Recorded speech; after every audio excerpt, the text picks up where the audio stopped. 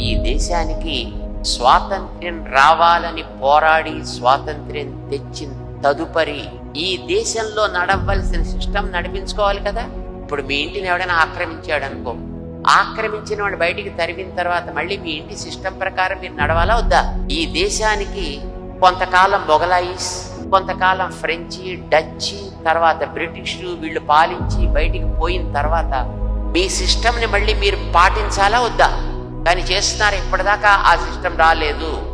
British వాడు పెట్టి వెళ్ళిన రూల్స్ ఏవో ఇప్పటికీ మీరు వాటినే పాటిస్తున్నారు, పాలిస్తున్నారు కూడా. మీ చరిత్ర మీరు చదవటల్లా, వాడు చెప్పిన చరిత్ర ఏదో మీరు చదువుతున్నారు. అర్థమైందా? మీ ఇంటి చరిత్ర అని మీ ఇంటి వాడు చెప్తే మీకు తెలియాలా? నేను వచ్చి చెప్తే తెలియాలా?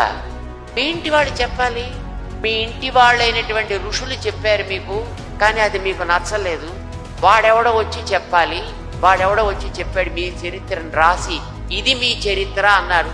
ఎస్ సార్, మీరు వైట్ స్కిన్ కదండి, మీరు చెప్పింది 100% కరెక్ట్ సార్, అంచేత మేము అదే నేర్చుకుంటామని మీ చరిత్రని మీరు పక్కన పెట్టి మన ఋషులు చెబితే అదంతా కుక్కిటి పురాణం అని దాన్ని పక్కకి తోసేసి వాడెవడో చెప్తే అది చాలా గొప్పదని దాన్ని మీరు చదువుకుంటున్నారు. ఇప్పుడు ఇందాక మా ఫ్రెండ్ సైన్స్ అన్నాడే అది.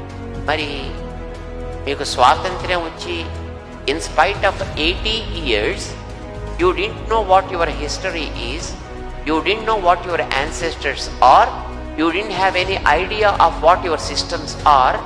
Appudu how can you bring any kind of progression or development in the society?